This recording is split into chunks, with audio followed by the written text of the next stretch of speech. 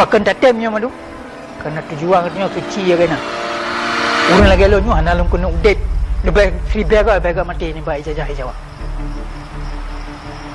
yang kambu mustahil luar biasa dah indah tu dia mandu kan mutanya yang kakak je minta tim tu mah jawab nampak kan udet tu tengok hana ayum jawab katanya hana ayum tabur teman banyak anak dalam kelaman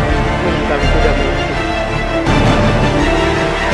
udah punya tahu bangsa jajahan kau nyo hana ayum kebek tahu ke